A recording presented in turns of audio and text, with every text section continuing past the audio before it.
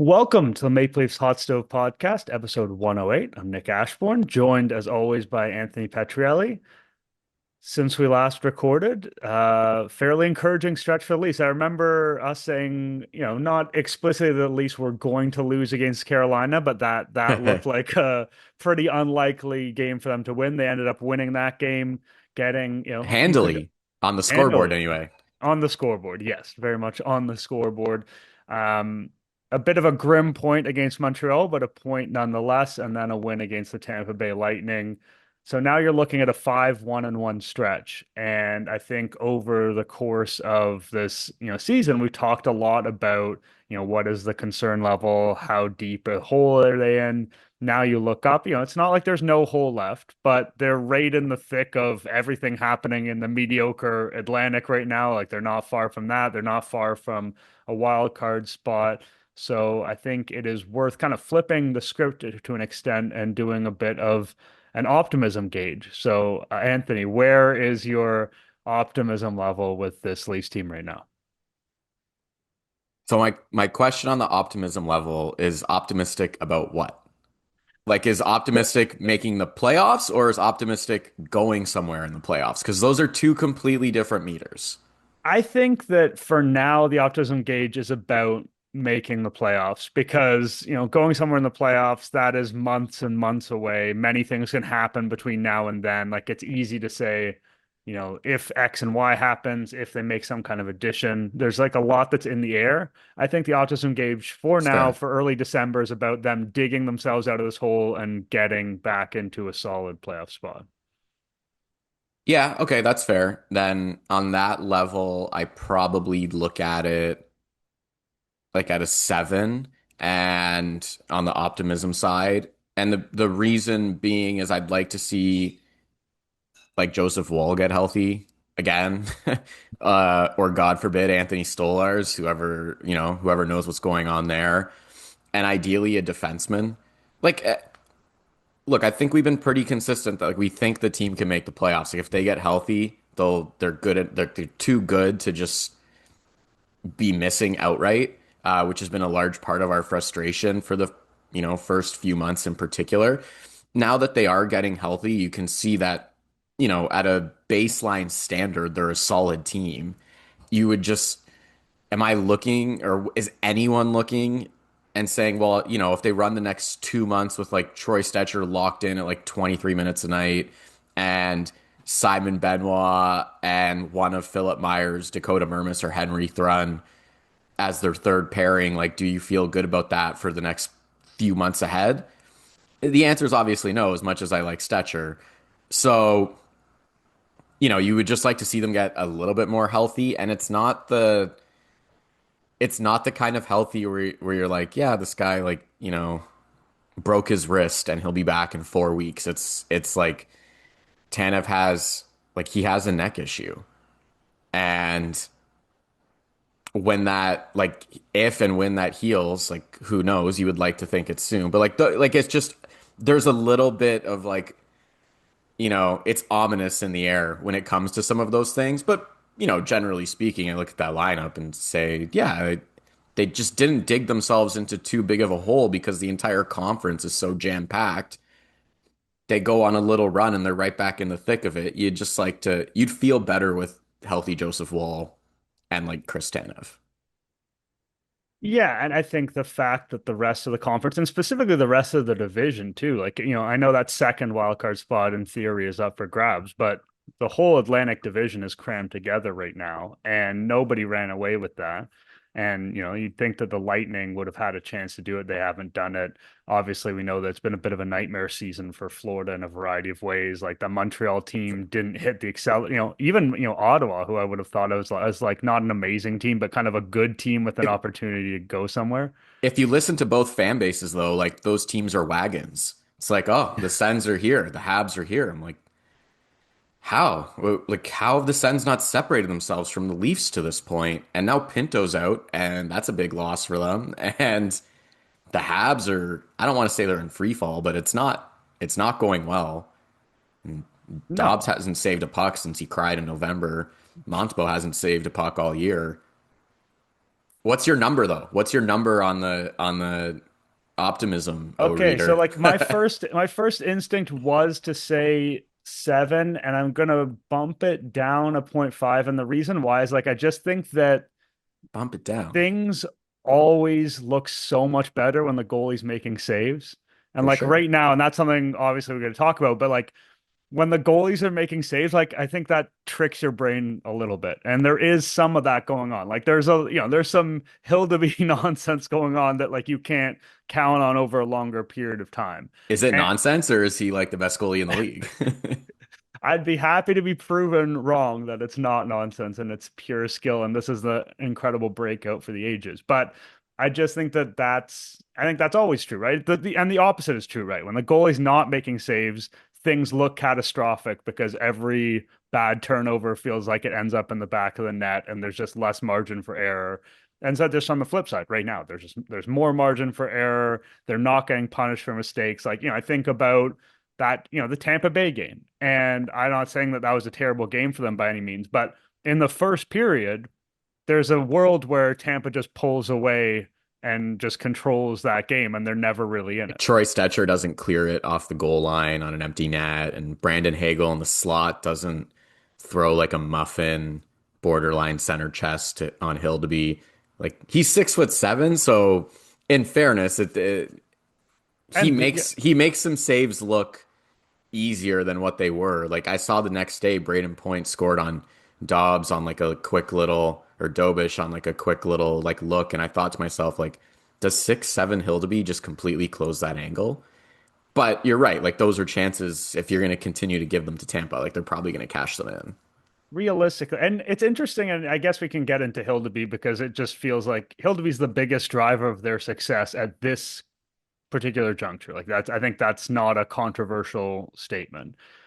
And it is funny the way goaltender talk happens because even we do the same thing. We say, like, listen, guys, we're not massive goaltending experts. There's only so much we can provide here.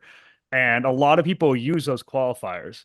And then they'll go on to say something like, that being said, Hildeby's incredibly locked in right now and he looks so good and blah, blah, blah. And listen, this is not a good time for me to be criticizing Dennis Hildeby because he's been amazing since he got called up. Looking at the numbers, it's like 110 shots and 3 goals against. He's first in the league in goals saved above expected per 60. Obviously, that's from a 9-game sample, yada, yada, yada. But like, it's unimpeachable what he's doing. But the way he's doing it, like, there are quite a few things that, like, he doesn't look fully the most, he's not Joseph Woll-esque when Woll feels like he's in control. He's not the most quiet. Sometimes things are kind of clanking off his glove and going elsewhere. And I'm not saying that, again, that he hasn't been good, but I just think that the discourse of it is interesting because it does feel like people reverse engineer how a goalie looks based on what the results are. It's like if he's doing well, it's like, oh, he's locked in, he's amazing. And if he's not doing well, it's like, oh, he's lost the net. And I'm like, I think you guys are just taking what's happening and then just attaching words that feel like they apply to that. Because Hildeby has been a bit chaotic, I think, at times, even though he's been really good. And his margin for error is more because he's huge. Yeah, I mean, look, I'm not going to get into some whole like goalie dissection because it would just be a lie before God to say that I understand the intricacies of goaltending. But I will say that they are defending better. Like For that sure. actually is true. Like they've pushed down the high danger chances. They've started defending more like what they did last season. Like I find I try to circle back on things when we rip on them because I think it's important to also note when they're good, but it's so much easier to rip on things, which is why I just think we have a generally negative media by and large, like across every sector. But in Toronto, with all the attention the Leafs get, it really piles on. Like their rush defense was horrendous. Like it was minor hockey levels for the first like 6 weeks of the season.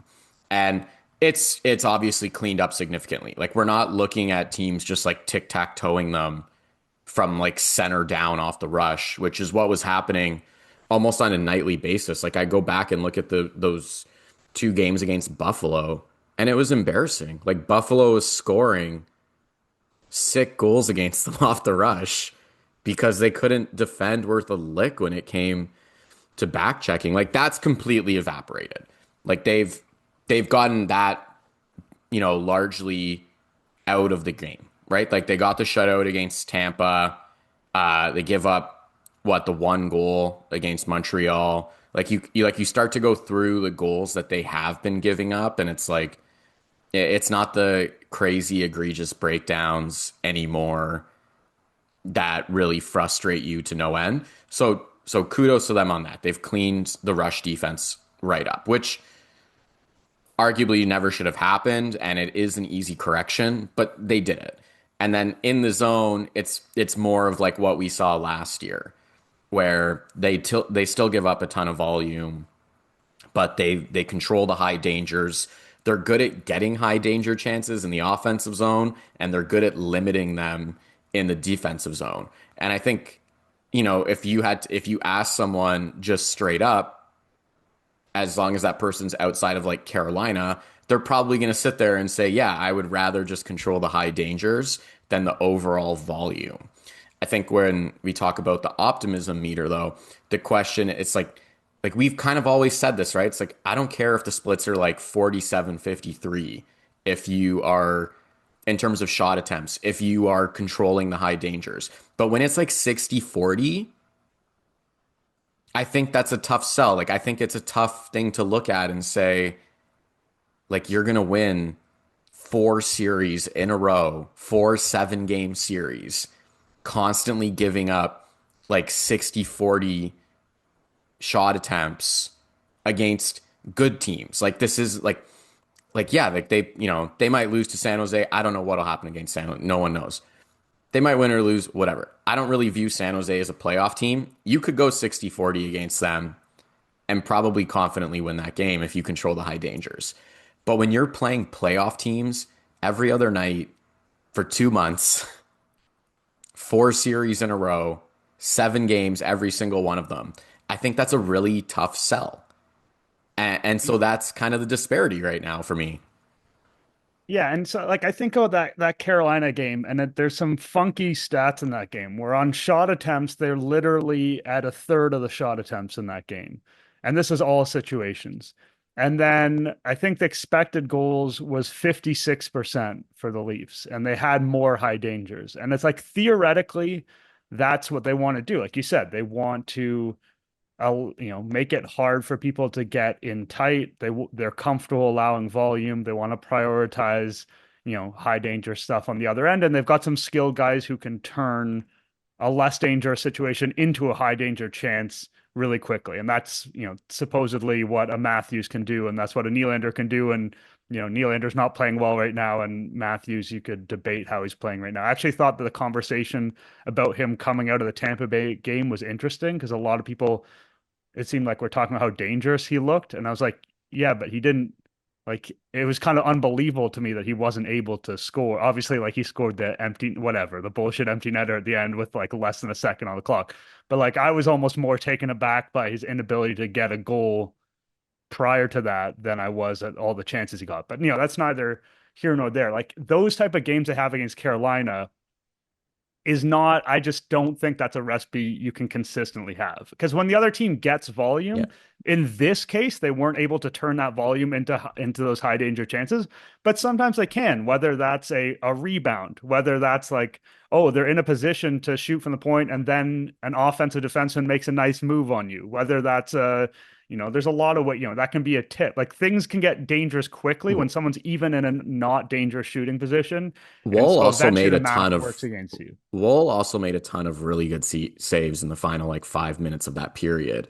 And like obviously they scored a goal where a puck rimmed and it hit the stanchion, and like you're not banking on Yeah, that. that Like was a that's not, ridiculous goal. yeah, hilarious thing, and that's going to happen over 82 game seasons. But like in terms of like process, so I think I still don't feel like any of the criticisms we've lobbied towards Craig Berube have necessarily been solved. I, and it's not to say like I don't want to ease off the pedal on it, but I think as they've started winning, people have been like, oh, like you see, like it's like giving Craig Berube a break, and I'm like, no, I still see like a lot of the same things. Like if you look at that first period against Tampa, like they couldn't break out. Like there's a number of clips that I could show where like Tampa was coming in like a 1v2 forecheck and turning the puck over. And it's like, why don't your defense know what to do? And like, how can't you just have a breakout where you hit the center with speed at like the face-off circle and he can turn up ice and skate with the puck? Like Tampa was doing it to the Leafs all period, you know? Like Tampa should have been up after that first period. And instead, it was the Leafs.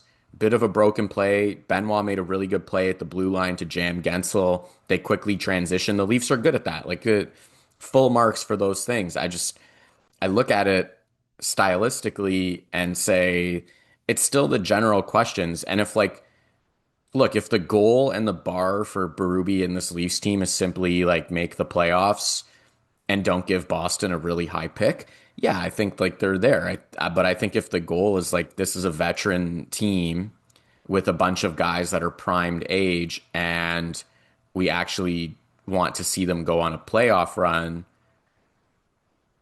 I don't know if this brand will get them there, even though I know that people will also sit there and say, well, they went further last year under Craig Berube than they ever did the other style. I'm not saying to go back to the other style either.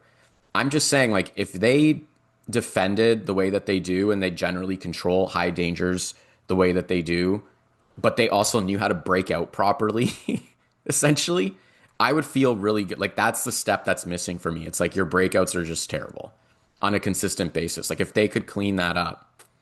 And instead, I just see a lot of like hard rims, D-men not using their partners properly, off the glass and out, like not like cleanly breaking out in transition with speed the way other top teams do.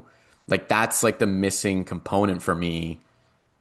And I find it problematic. Like that's kind of, Yeah, I mean, I know that Berube's seat has cooled down, right? Like no one is talking about is he going to get fired now? And and starting up that conversation is not productive. But what I will say is that none of the things that have happened since the team has started doing better to me have felt like a coaching adjustment. The one thing I would give him credit for, and I gave him credit for this, I think last show, is like demonstrating a little bit more patience and continuity with the forward lines than he had in prior games. And I think that that has been helpful, although, I think the second line is wobbling a little bit right now, but that's partly a Nylander just not being Nylander thing more than the way that's constituted thing. But like, the power play isn't better. They're not really playing differently. Like they are healthier.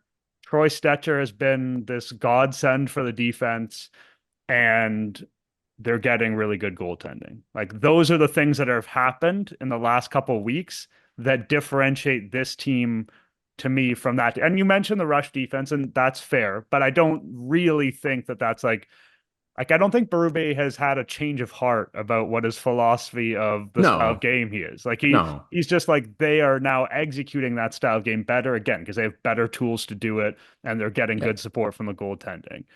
And like you said, like does that sort of put a ceiling on this team?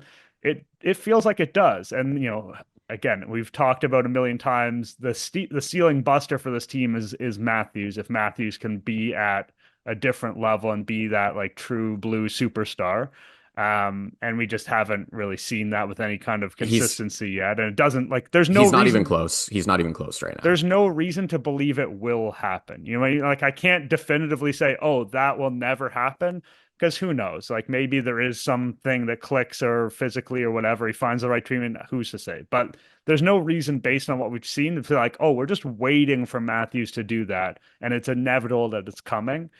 That I don't know. Like there's just the evidence is not there for something like that. So again, like one thing that I think Leafs fans have been treated to this last little while is like, oh, consistent, always in the playoffs, always in the mix. But you also come to realize like the bar's not high in the NHL to be a playoff team. Like there's some teams that make Yeah. the playoffs that are not particularly good. Like half the teams are making the playoffs. So saying that like, oh, the Leafs are now comfortably slotting back into playing that caliber of hockey where they can make the playoffs, like that's not some amazing statement of like Craig Berube and co. No. You did it. Like this team's fantastic. Yeah, I think that's on the line of like I still think there's a ton of room for scrutiny. I think on the positive side though, it's like I said, if they could get healthy, right? Like if there's a world where Tanev comes back sooner than later, and you're looking at it and saying Tanev is back with McCabe as like the really good shutdown pairing, or even if you keep Stetcher there and or Stetcher goes down with Benoit, like suddenly you look at the defense and go like this is a proper defense. And like it makes sense. Like I still think Stetcher would make a lot like stylistic sense with Benoit and like be able to break out with him more than Tanev, but I would also ease Tanev back in. We can get to like how that all would all look, as things roll. If Like and when we get there. yeah, but then you look at Riley and Ekman Larson, they're working as an offensive pairing. Like it looks good. They're both productive this year. Like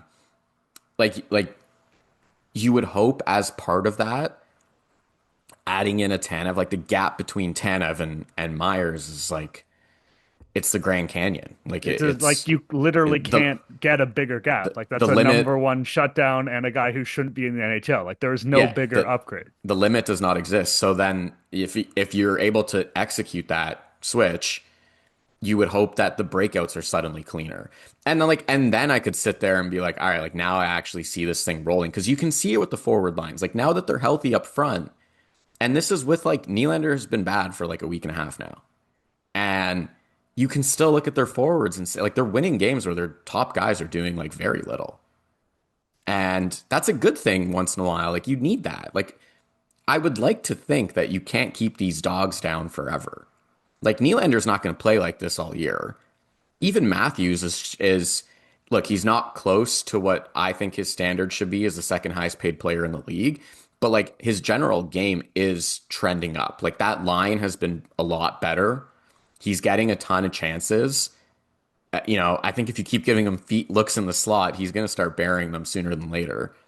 Like I feel pretty good about that. Domi would So like certainly like that for his own numbers. yeah, right. Like you could see how the forward group is like get like Nick Waugh starting to play like the player that we expected from the beginning. Like he's been a solid center in this league. You can say 3C, 4C, whatever. Like whatever the argument you want to make as to where you view him, go for it. But he's been a solid center in this league, certainly a lot better than what he showed early on. And we're starting to see it.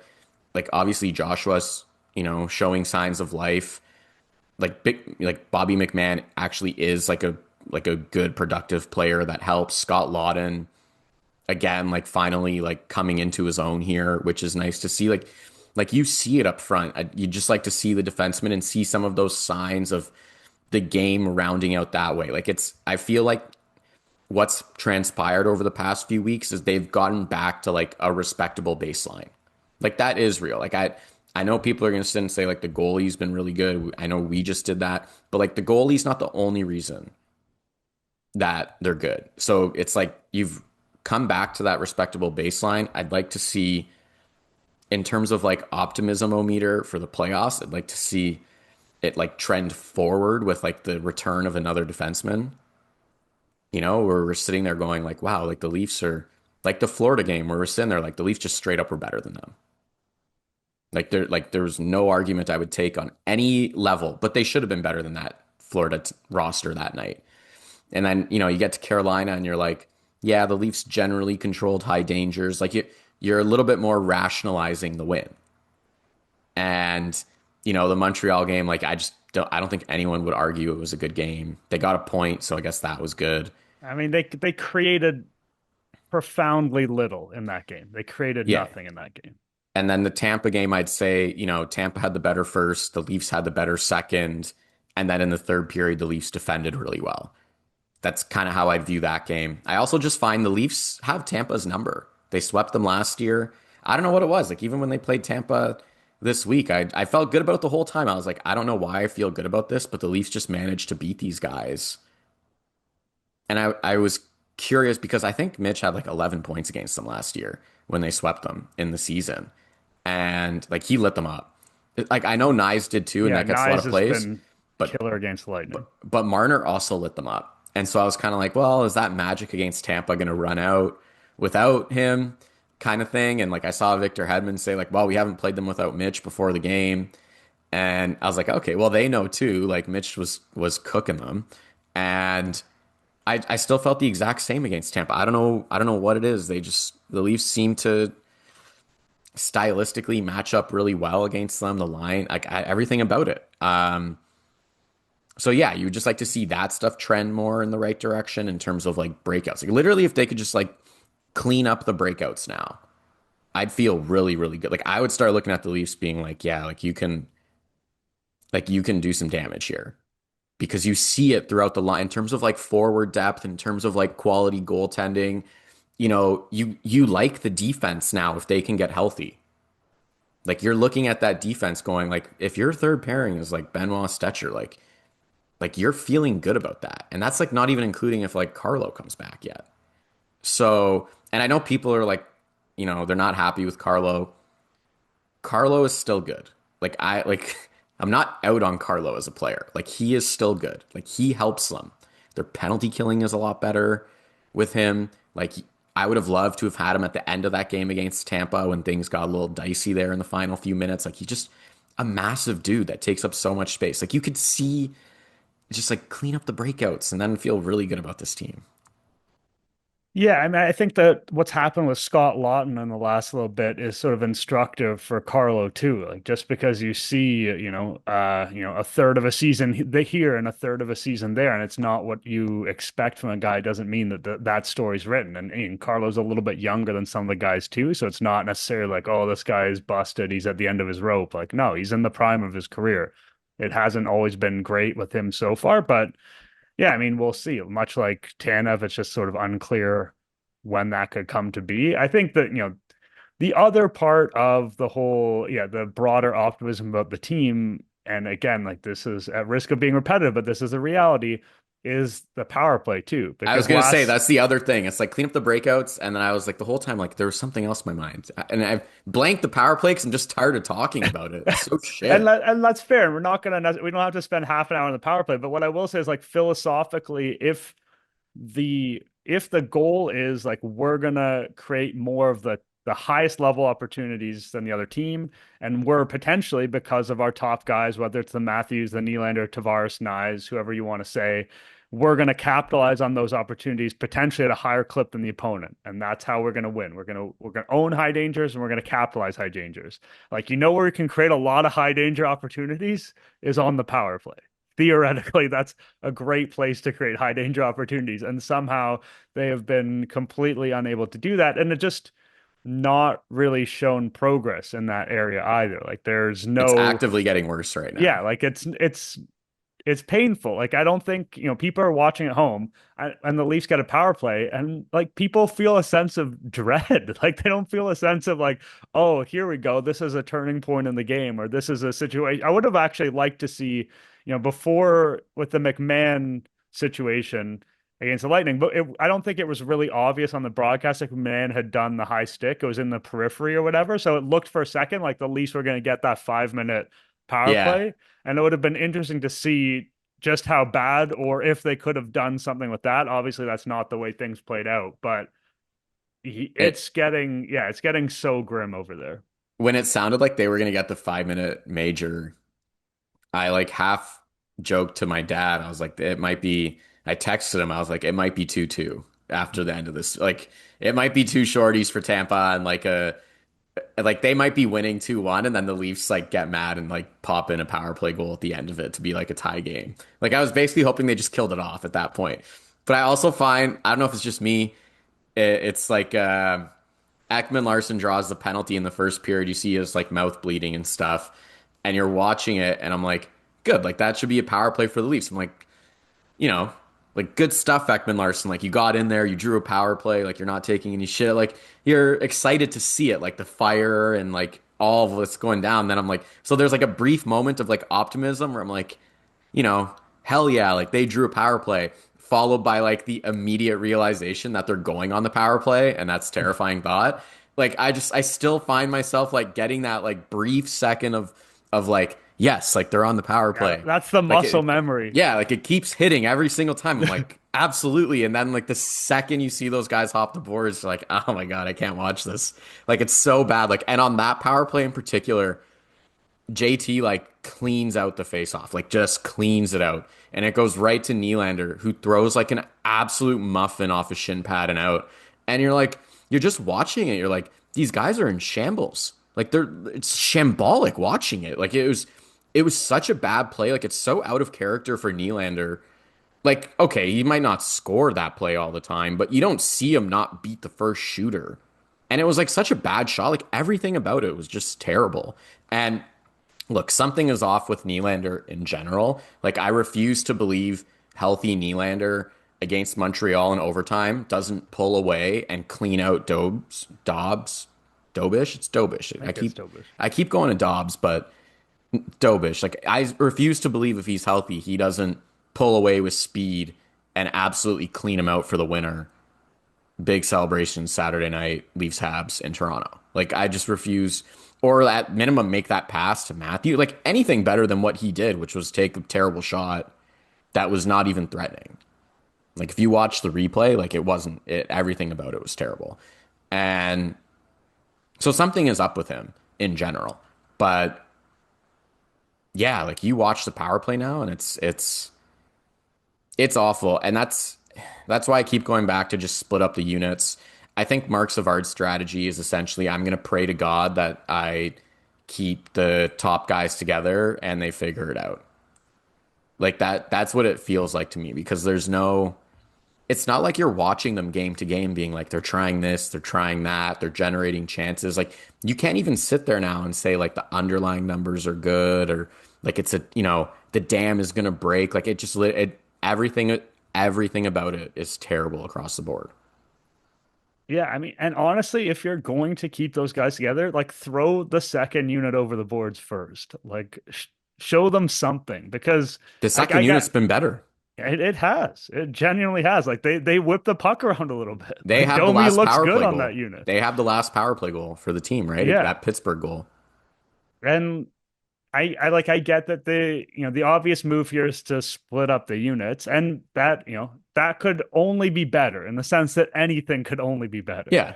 But like they have to play it's such a broad problem. Like it's hard to get into it. It's like because there's nothing they're doing well. It's like the entries are not creative and not effective. Like they don't move the puck around Hmm. well. Like I guess I feel like Tavares never touches the puck. Like whoever's in the bumper never touches the Yeah, the puck. bumper is not utilized at all. I'm like, what's the point of the bumper? Like It's the not like, only times they've looked good on the power play this year has been when Tavares is like very much involved in that, and he's just yeah. not involved in the slightest. Yeah, like Mitch was actually good at those little like seam passes from the point like through to Tavares. Like Tavares turns around in the slot, in the high slot, it's a goal. Like like this guy's made a career. Like his shot is so heavy. It's like, yeah, you want to give Tavares an opportunity to turn and pick a corner. Good luck. He's probably scoring. And yeah, like he doesn't exist at all there. They don't try like slap passes. Like they used to be so good at that under Babcock, like the little basically like the Bozak Kadri overtime winner against Washington that first year they made the playoffs in like game 3, where it was just like the little like slap pass deflection in the high slot. It was so good. Like it's such an effective play, like, and he brought that from when Detroit used to do it with Zetterberg and Datsuk. And I'm not saying the Leafs have to do that exactly, but if you're going to put a guy in the bumper, then he has to exist. Either he exists as a high tip option, he exists as you get it to him and he turns and shoots, or he exists as like a slap pass sort of thing. But like he doesn't exist at all now. It's I basically a can't four like on I four. legitimately I know you have a better recall for some of these plays than I do, but like I'm thinking over the last 3 games, I can't or even further, I can't remember him doing any of those three things. And like through no No, fault of his own. no, Like yeah, it's they just don't do anything.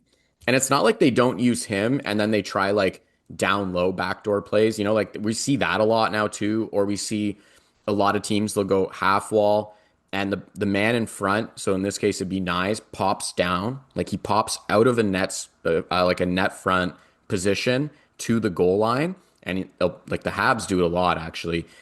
That guy will pop down and he'll immediately one touch it to the bumper. So it's like a quick like half wall, goal line, slot, one timer option. Like they never do that. They never like pass it down to like Nyes. So let's say it's like Matthews passes it down to Nyes and like Nylander sneaks back door for like a backdoor look. Like I don't understand. They literally do like F all. I just watch them. Like what are your how are there no set plays? And like I find that people just have like distorted views of coaching at times where it's like these guys should know. Like they don't know. Like I don't know why you would think that this is a National Hockey League. Like you need coaches that know what they're doing. Like I watch their break-ins or their entries and they'll try the exact same play 3 times in a row.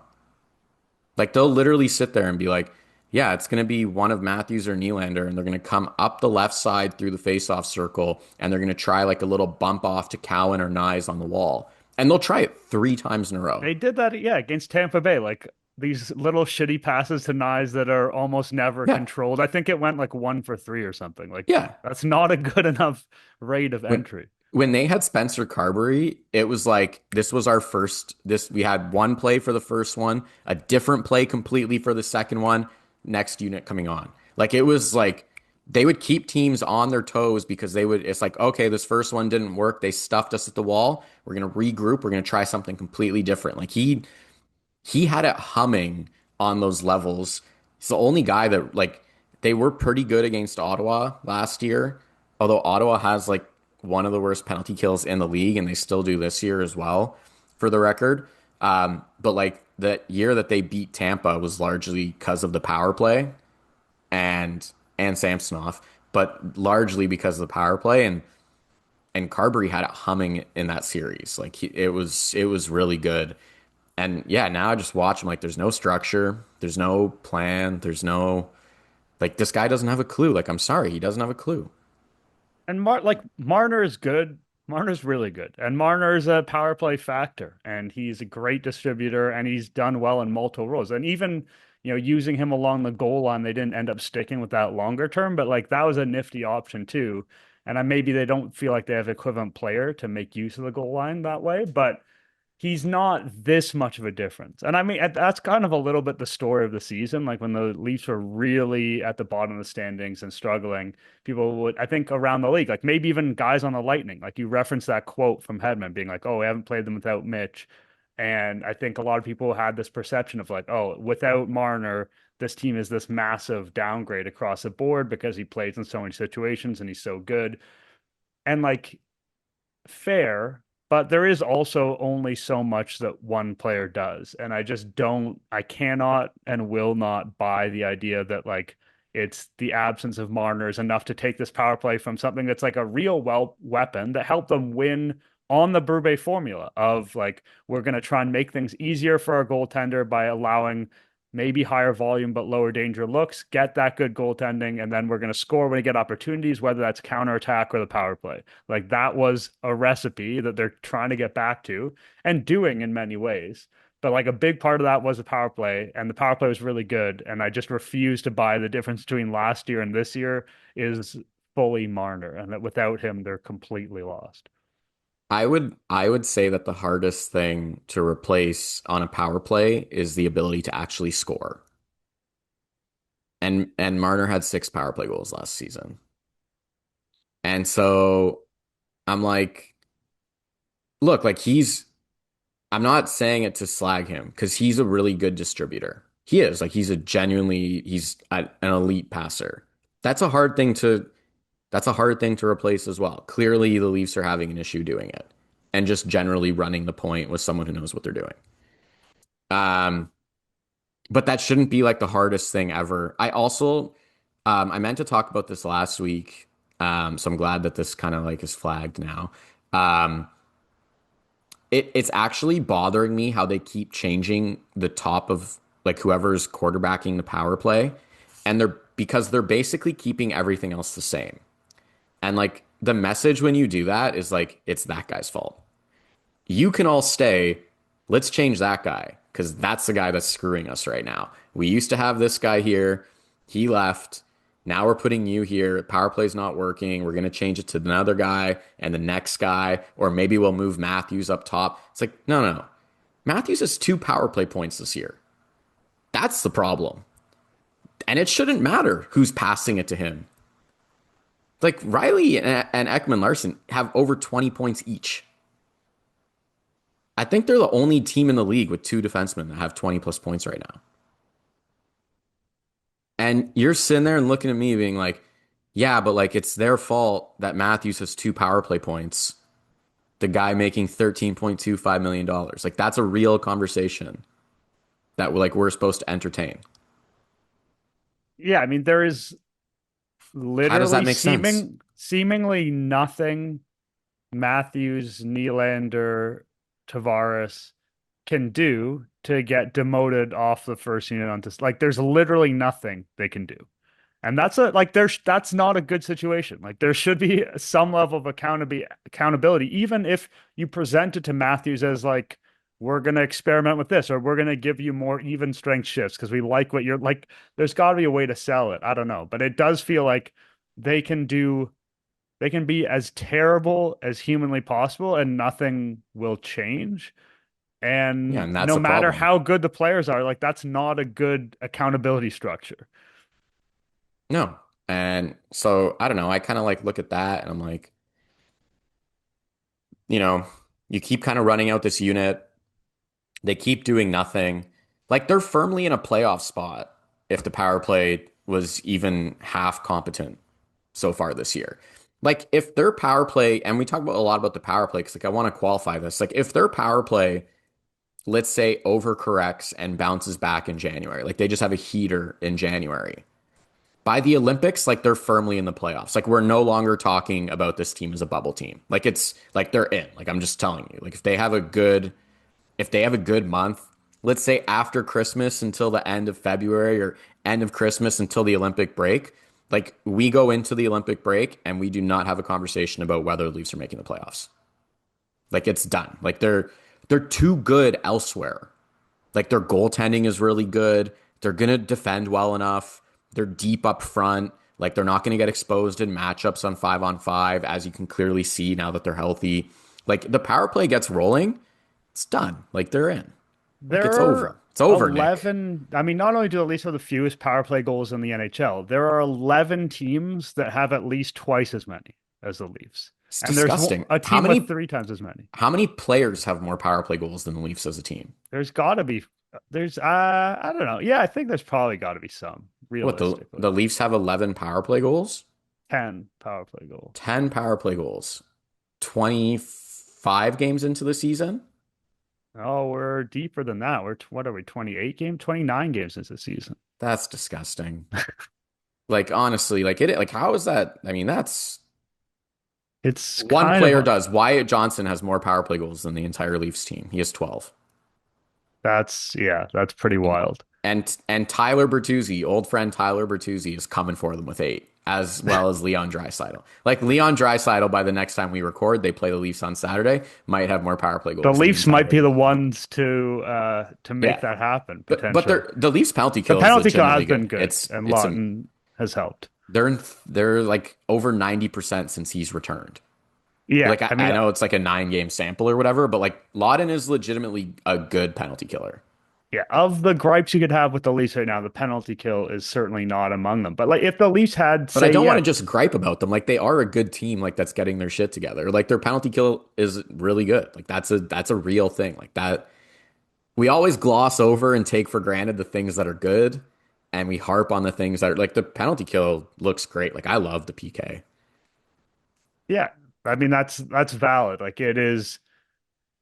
It's tough sometimes to tease out because the personnel comes in and out and changes a lot, especially with the injuries they've had, and goaltending's playing a factor. But I think we're deep enough into the season to say that it's a legitimate strength, not just sort of like a quirk of the first couple of weeks or whatever. Tanev has played 8 games this year, and in 2 of those games he left with injury. So he's effectively played 6 full games. And if you had told me that 28 games into the season, Tanev would effectively play 6, and the PK would look great. And then you would have said, oh, by the way, Brandon Carlo also got hurt and has like he hasn't missed half the games, but he's coming up on that territory shortly. The PK is still excellent. I would have said, how is that possible? Like it would have been stunning. Like Philip Myers isn't a good PKer. He doesn't even willingly put himself in the shooting lanes on a consistent basis, let alone like performs in them. So I would have been just confused. Like the Lorentz Laughton combo is like like Laughton has been outscored by one so far on the PK. Yeah, Like that's wild. he's 1-2 on the PK. Like that's ridiculous. Like Nick Waugh is like a good PKer. And like now it's finally we're no longer having these conversations. We're like, why is Matthews starting every PK? Yeah, I mean, Like and I don't even think Matthews is like a bad penalty killer. It's just needless. Like it's just yeah. not a good use of I his don't think he's talent. a good penalty killer. I don't think He's he's bad. fine. I don't think he's good. But Sure. Like but he has his that's not odd moments, but justifiable to me to use him yeah, on the you would only PK. use him if he was really, really good. Like to put They that should. additional workload on him only makes sense in a world where he's really, really good, and he's I not at that level. I like how they're running it now, where it's like steady dose of Laud and Lorentz, and then Nick Wall will come on with Joshua to spell it, and then in the final like 30 seconds, depending on like the clearing time, meaning like the Leafs clear it down and have an opportunity to change, like they'll be like, all right, let's get Matthews and Nyes out there for the final like 25, 30 seconds and see if we can turn this up ice and just you build momentum. Like a lot of teams are looking, every team in the league, I shouldn't even say a lot, every single team in the league essentially views a penalty kill where if we can kill it, they just use probably their top two lines. And so that means a bottom six line is coming on, and that means we want our top guys on immediately. Like we want momentum to swing from like not only did we just kill a penalty, but now we're putting on our top guys to just tilt some third or fourth line on the other team. And like now you see the Leafs like transitioning to that really nicely where it's like Matthews and Knives are probably going to kill the final like 25, 30 seconds. They're going to transition it up ice, see if you can catch some team napping, and then they can immediately follow it up with Tavares and Nylander. It's like it's a really good setup. Like we said, like the forward depth is legit. Like that like is very much coming into the picture now. And it's like if Cowan can like develop like he had a rookie week last week for me.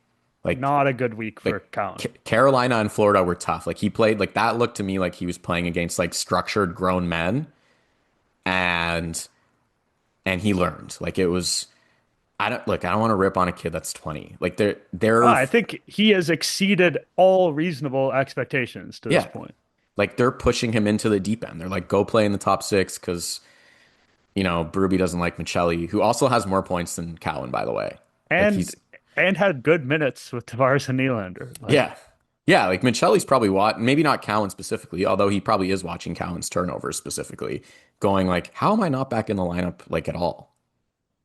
yeah, Like, like when I turn the puck over, it's a fucking court martial, and like when Cowan does it a bunch of times, he's still on the second line. yeah, and even with McMann suspended, it looks like Michelli's still not going to get back in the lineup, which, like they're running Robertson with Tavares and Cowan, and they put Nylander with Waugh, which is interesting. Um, I'm actually intrigued to see that, to be honest with you.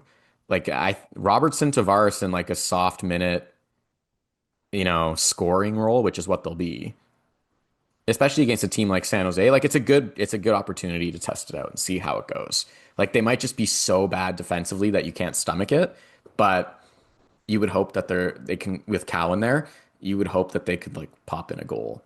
I'm Yeah, I think interested. I'm interested in how it will look, and you're right that like you want to try that against the Sharks, not like a real team. Yeah, like I'll be floored if that's the line against Edmonton on Saturday. Floored. But also like it's a fun it's like the Silver Stone is probably like more fun for me or you to watch than it is potentially useful for the future because like I don't think that that's Yeah. like a thing that's going to matter in down the stretch. I don't know, maybe injuries force it to matter at some point, so it's good to know or whatever. But I also think it's nice for Robertson to get another look because he kind of moved his way down the lineup, not necessarily through his own faults, just sort of the way Just guys the were way the coming line back shook and it was out and structured. So yeah, I mean, yeah. good for him, No, I guess. I hope Robertson takes advantage of it. It's like if that line pops in 2 goals, are you going to keep them together against like I still see it going poorly against Edmonton, but maybe they just give you like no choice but to keep them together for another game. Though you are going to get Bobby McMann back, so look, they're trying to get McMann, Nylander. Nylander would be kind of interesting. Yeah, I mean, like I like Nick Waugh. Like I've said that all summer. Like he's starting to get his game in order. You know, my it, my hesitation, it's not issue. My hesitation is like at best, Nick Waugh is like a point 0.5 point per game player. Like he's like a 40-point guy, like plus or minus five, Yeah, he's not right? creeping up to like 55 or something if you give him a bigger role. Like he's No. is what But he is. you're looking at Nylander saying like you need to be like a 95-point guy. And so if you're like, okay, but also you're playing with the center who just like he's good and on like any given night, that could be a good pairing, which I think is worth trying when you're just trying to like shake up Nylander for whatever reason he's on a 4-game pointless streak and like whatever. I'm just like as a consistent thing, I think that's a hard sell when you're like, look, like your center isn't a guy that's going to score every night, but also we need you to score every night. We Like also that. also I mean, again, we're not going to rehash the whole power play conversation, but it's easier to make those moves when you've got the power play humming, right? It's like, don't worry, like you might get a little bit less 5-on-5 time or less favorable, offensive defensive zone draws. We're just going to try you with this new combination, but like you're really going to eat on the power play. It's like nobody's eating on the power play. Yeah, So nobody. like you've got to have these guys eat at even strength or it's not working. And then I also look at Lawton and I just say, like, you got to find that guy more minutes. Like, he shouldn't. There's too many games now where I'm watching, like, how's Cowan played like 3 more minutes than him? Like, Cowan hasn't been good. Like, I'm sorry, he hasn't. For like, he looks like he needs a rookie reset, which is fine. Like, that's just par for the course. When you don't have, I think I've said this before. Ken Hitchcock said this because they had Steve Mason. He had Steve Mason in Columbus when he had that like rookie season where he had like 9 shutouts or something ridiculous. And then like the next year he struggled. And when Mason like came into the league and won that Calder and like blacked out that year, he just came like he surprisingly made the team. Like he wasn't supposed to. He was supposed to go to the A. He surprisingly made the team. He blacked out, whatever.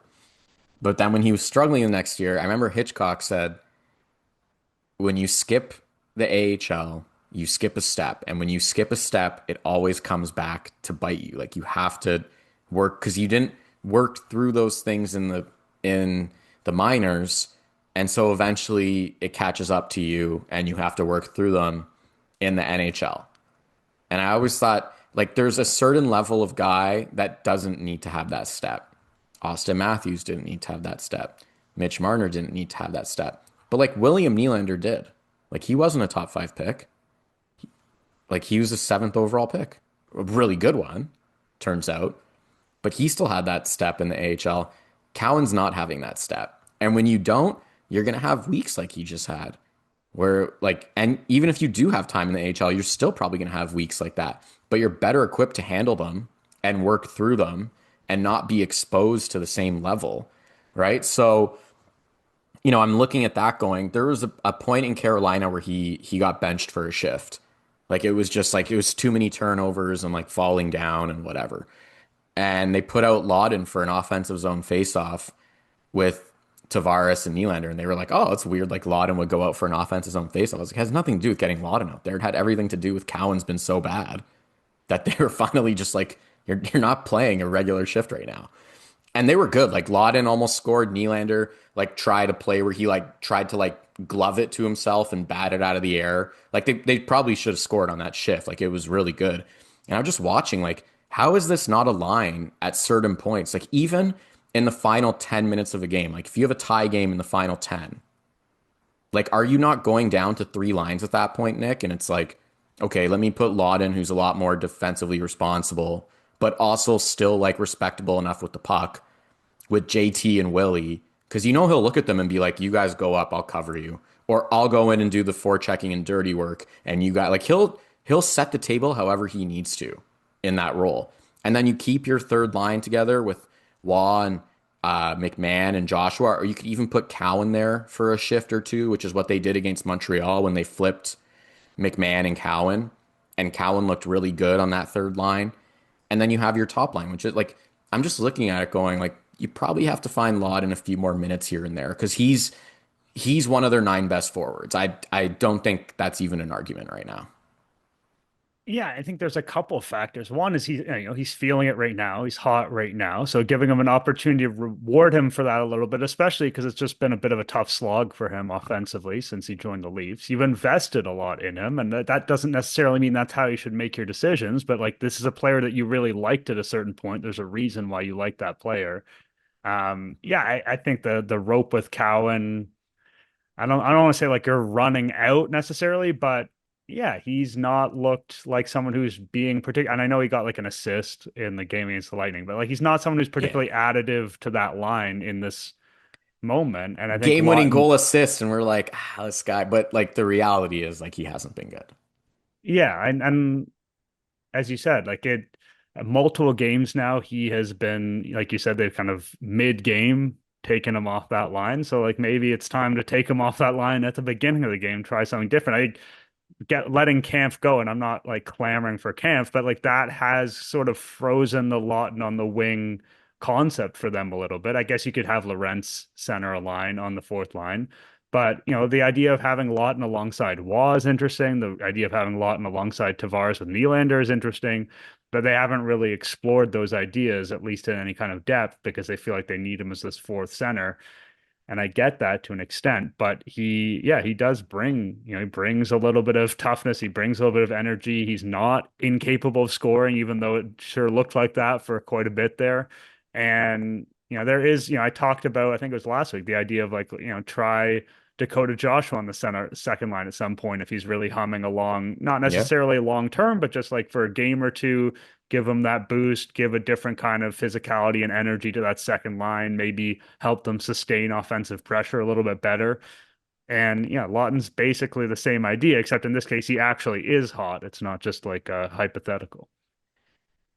Yeah, and the one I thought of was actually Pontus Holmberg. It'd be like it for cheaper than Camp and younger. It'd be like, well, if he could play slide over to 4C and move Lawton up, kind of thing. Although I did get a kick out of like John Cooper just waxing poetic about Pontus Holmberg with Tampa in town. I was like, look, I liked Holmberg. Like I thought he was a useful player. I still think he's a useful player, and I like his versatility to like move up and down the lineup. But like, let's pump the brakes. Like this is a guy that's pacing for 25 points this year, and that would be a massive year for him.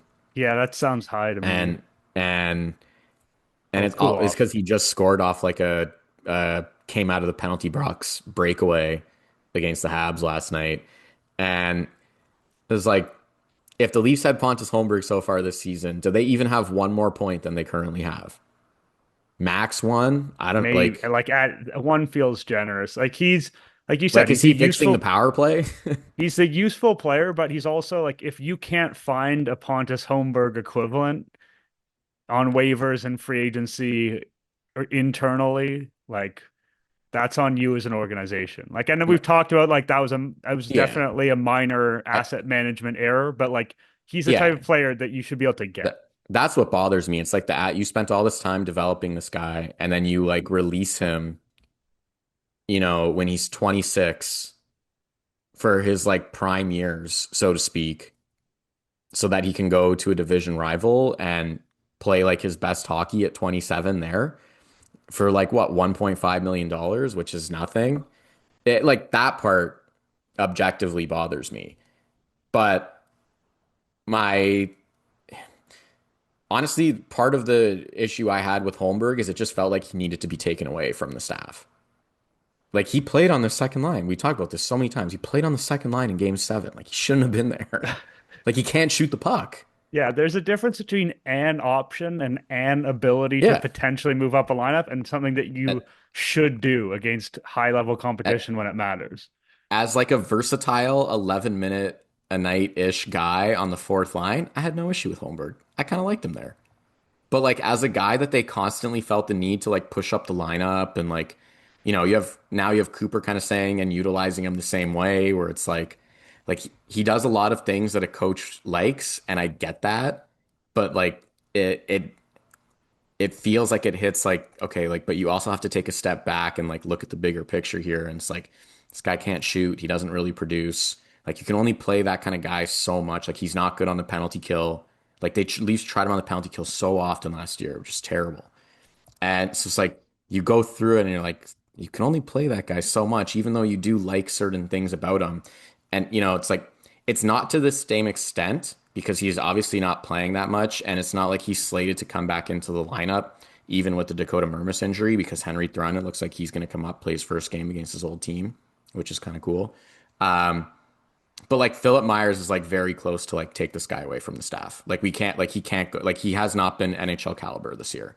Like he hasn't been an Yeah, I NHL mean, defenseman this year.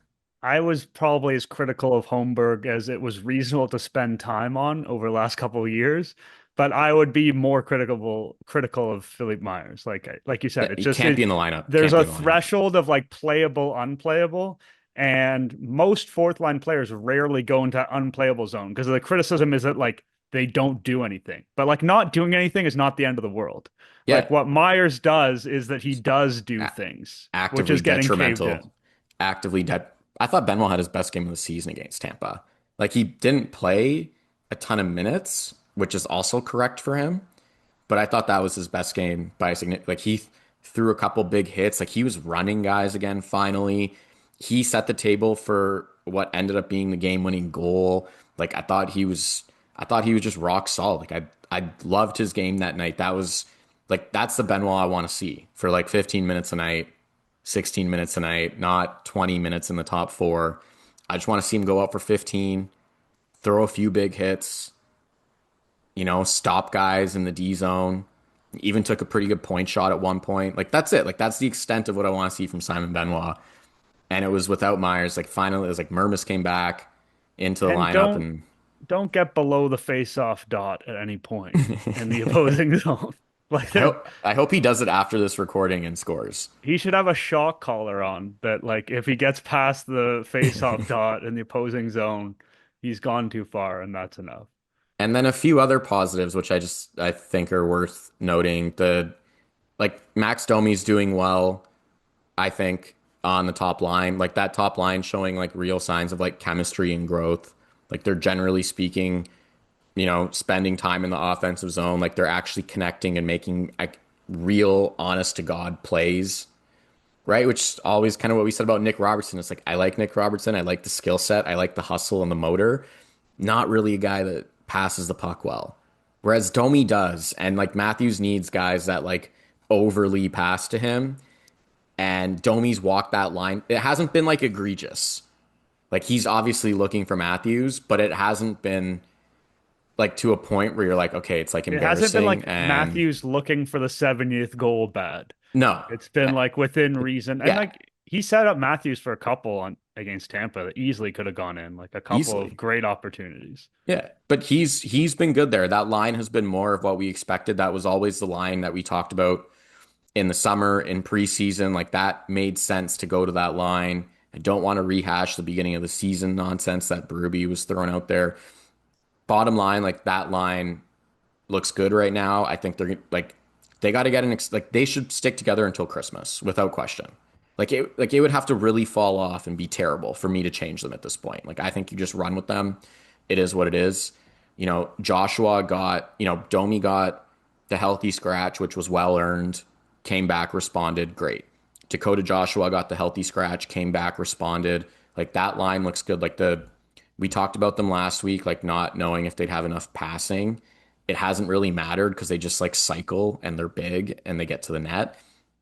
But like McMann's speed on that line, like McMann has been really good. Like I think he's getting like the least amount of attention on that line when I actually think he's been the best player on that line. Like his speed is really driving things. And he actually leads their forwards in scoring the past. He has 6 points in his last 5 games. Like he leads the whole forward group in scoring in that time. And like, so he's been really good. And then obviously we've talked a lot about Lawton and Lorentz. Like I didn't mind it with Yarncroke for the one game against Tampa, but like that's not a real thing. Like Yarncroke's really struggled this year. Like it's actually been disappointing, like how much his game has like fallen off. Like I know that there's reports now that about him going back to Sweden next year, and that's like that wouldn't be surprising. Like he looks very much like he's gonna If be you're in like another Europe team and you're next year. watching him, like No, why would you sign him? no. And so, like, I don't think that's the thing. I would just like to see them, continue to chip away with it with Robertson or even, Cowan for the odd game. Like, I think they'll have to figure out who goes in on that spot. Um, but like, we've talked about it a lot this episode. Like the forward depth has been legit. Like I'm really happy with that. And I was happy with the response after the Mermis hit. I hated that hit. I just thought it was reckless. A lot of I really disliked that hit, Nick. Like it's a garbage hit. Like Mermis is going to be out for like over a month. Like Yeah, it that's a was terrible hit. it's a type of hit they're trying to get rid of in the game, and then there's no discipline. Like, I'm not here Yeah, to argue the McMahon I discipline know. thing because like you can't do what he did. Like it was not the worst version of what he did, but like that is something that they're trying to make sure nobody does. I'm So so fair enough. torn on the McMahon one Give because him it a was game. it was soft, man. It I really know it was soft, but like I, I I get get that they I that get the stuff's not wrong. logic. I get the law, but like Truba did it and he got suspended. He didn't come up top. He came on the side. So I get that, but his contact was also a lot harder than McMahon's. Bjorkstrand didn't even move. Oh yeah, it wasn't hard contact at all, but that's Soft. not what they're You can legislating. drive down to your local men's league rink and find a harder slash within 20 minutes of watching a game. Like it was, like I said, I understand it from the logic of like he came up top and like you don't want to see that, but like I don't understand how Tampa guy doesn't get suspended. Like I don't. Like he injured him. Like he's injured. Like it was Yeah, a that one's reckless ludicrous. Like that's a bullshit hit. dangerous, like he took a run at him from a ways away. Like there's just no ambiguity around that. That was just a truly gross hit. Uh I don't know if I'm pronouncing it right, but Goncalves, Calvis, yeah. sure, we'll go with that. I don't think he would answer the bell, but I do hope someone tunes him up the next time they play because it's a guard like you just injured a guy for I feel for Mermis, man. Like he broke his jaw last year, and the whole waivers claimed back, all his crap. Then he gets hurt now, like he gets back into the lineup now, hurt. Like it just sucks. Like for like you're a journeyman guy like that that's really grinded to get where you are and like keep with it. Like a lot of guys will quit in their late 20s if they're not like seeing it, right? Like they'll just get tired of it. But like he stuck with it, grinded his way to the league, gets there, and like he's been a perfectly serviceable seventh defenseman. He's given them NHL caliber minutes. And like Yeah. his NHL career, like you said, it's living Yeah. on a knife's edge. And to have this kind of setback has got to be brutal. He had that fight with Florian Jacki in Montreal. I thought that was so nails. Like he like that was a great fight. Like he went toe to toe. I didn't even think he had that remotely in his bag. Like I'm still stunned that it happened to some degree. That was a great fight. Like that was a guy where I always felt like, okay, like Mermis can like somewhat move the puck and be serviceable and all these things. Like he had that fight and I was like, this is a guy I like, man. Like this is a guy who like he was like, screw this. I don't like what's going on. Like he put it out there. Like you have a lot like I have a lot of time for guys that are like gonna put their body on the line and like try to get the boys going and like playing in that kind of like manner. I would have never have guessed Mermis would have had that in him. And you watch the injury and it just pissed me off. Like it was a tough one to watch. I did like the response though.